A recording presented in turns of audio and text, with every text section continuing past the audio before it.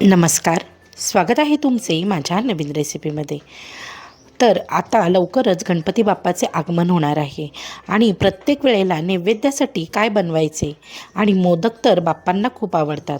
मग मोदकच आपण वेगळ्या पद्धतीने बनवले तर ते आपण पुढे व्हिडिओमध्ये पाहूया. अगदी साहित्यामध्ये आपण तर आधी आता आपण काय करायचं आहे, रवा चांगला भाजून घ्यायचा आहे. तर इथे मी बारीक रव्याचा वापर केलेला आहे. तर मी इथे रवा पहिले कोरडा भाजून घेते. 1 वाटी रवा मी इथे घेतलेला आहे.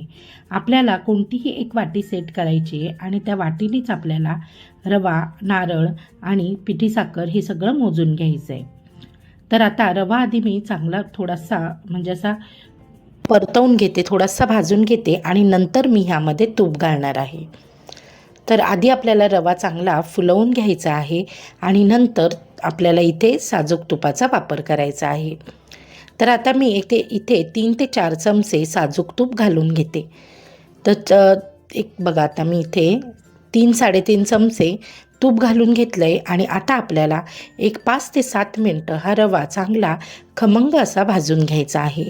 त्याला छान सुगंध आला पाहिजे आणि त्याचा कच्चेपणा दूर झाला पाहिजे इतका छान आपल्याला हा रवा भाजून घ्यायचा आहे. अगदीच आपल्याला लाल करायचा नाही आहे, कारण जर मग लाल केला ना तर त्याचा रंग बदलेल आणि मग आपल्याला जो मोदक आहे त्याचा रंगसुद्धा बदलून जाईल. त्यामुळे अगदी लाल न करता अगदी थोडासा आपल्याला तांबूस रंग येईपर्यंत भाजून घ्यायचा आहे. तर आता आपण अगदी हे बघा सतत ढवळत आणि अगदी बारीक गॅसवर, अगदी मंद गॅसवर आपल्याला हा रवा भाजून घ्यायचा आहे.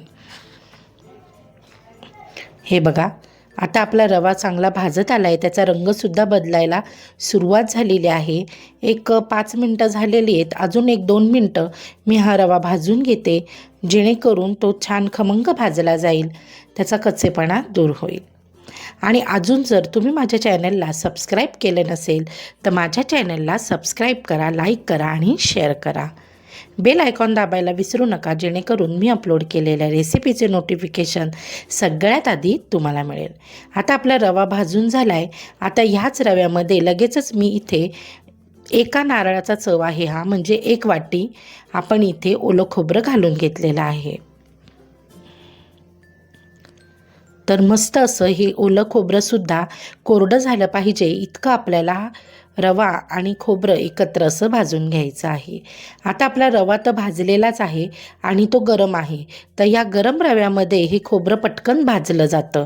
आता जर तुम्हाला ओलं नारळ वापरायचं नसेल तर तुम्ही इथे सुकं नारळसुद्धा वापरू शकता, सुकं खोबरं किसून घेऊन, किंवा अगदीच तुम्ही इथे डेसिकेटेड कोकोनट वापरलं तरीसुद्धा चालेल.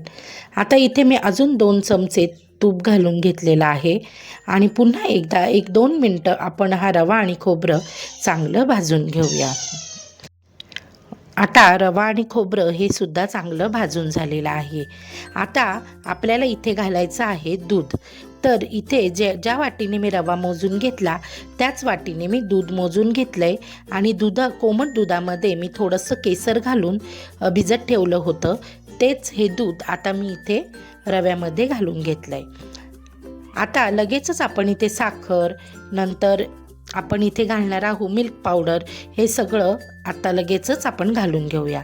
आता ज्या वाटीने मी रवा मोजून घेतला त्याच वाटीने मी इथे साखरेचं जर म्हणजे पिठी साखर घेतलेली आहे, ती पिठी साखरसुद्धा मी इथे घालून घेतली आहे. तर मी 1/2 वाटी पिठी साखर घेतलेली आहे आणि 1/2 वाटी मी घेतलेला आहे मिल्क पावडर. जर आता तुम्ही इथे मिल्क पावडर जर तुम्हाला घालायची नसेल तर तुम्हाला इथे 1 वाटी साखर घालावी लागेल, कारण इथे मी 1/2 वाटी साखर आणि 1/2 वाटी मी इथे मिल्क पावडर घेतलेली आहे. मग जर आपण मिल्क पावडर घेतली नाही तर त्याच्याऐवजी आपल्याला साखरच अजून 1/2 वाटी घ्यायची आहे, म्हणजे 1 वाटी आपण पूर्ण इथे पिठी साखर घ्यायची आहे. आणि हे चांगलं आता आपण एकत्र मिक्स करून घ्यायचं आहे, परतवून घ्यायचं आहे. आता जर तुम्हाला असं वाटलं की इथे थोडंसं म्हणजे कोरडं झालं आहे तर तिथे 2-3 चमचे दूध अजून तुम्ही वापरू शकता.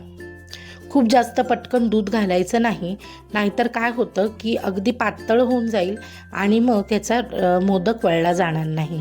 त्यामुळे तर आता हे छान याचा गोळा झालेला आहे. गोळा होईपर्यंत मी चांगलं परतवून घेतलेला आहे.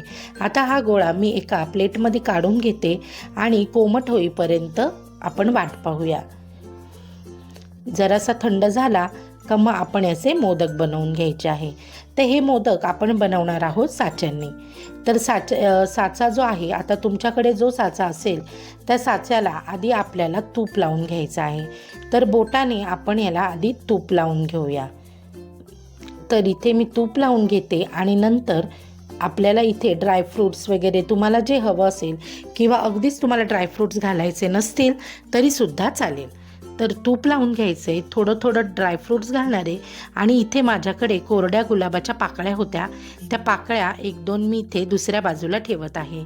आणि अशा पद्धतीने एक छोटासा गोळा मी आता आपण इथे थोडं थोडं जे आपण सारण बनवलेलं आहे हे सारण ह्यावर ठेवायचं आहे आणि गच्च आपल्याला हे बंद करून घ्यायचं. हे बघा, आणि जे साईड बाजूने जे सारण निघालेलं आहे हे बघा, ते काढून घ्यायचं आणि व्यवस्थित दाबून घ्यायचं, जेणेकरून त्याला छान अशा कडा पडतील. ज्या मोदकाचा आकार आहे तो छान पडेल. आणि हे बघा, हलक्या हाताने हे काढून घ्यायचं आहे. अगदी मस्त आणि छान असे मऊ आपले हे मोदक तयार झाले आहेत. अगदी 10 ते 15 मिनटामध्ये आपले हे मोदक तयार होतात. खूप जास्त वेळ लागत नाही.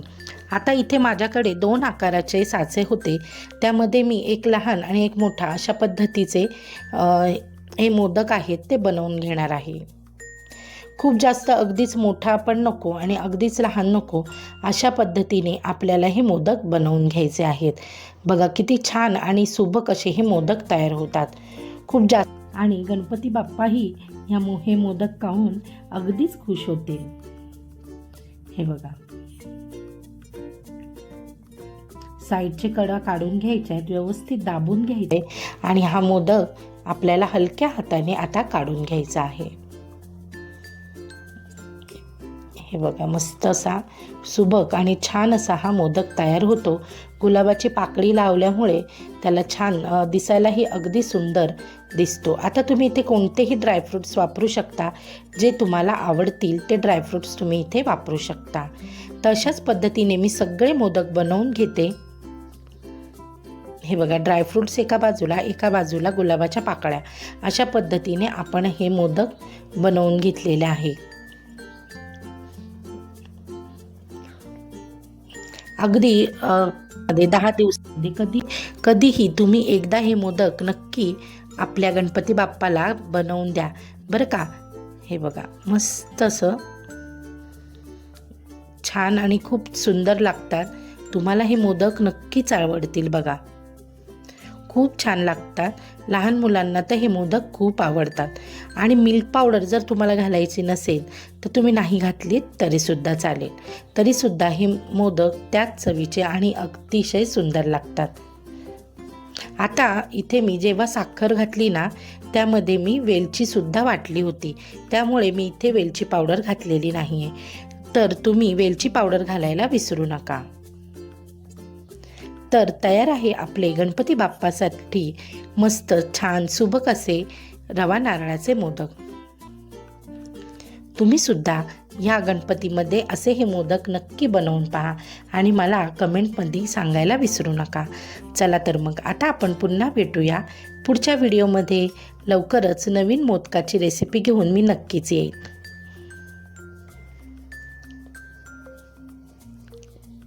Bye bye. चला.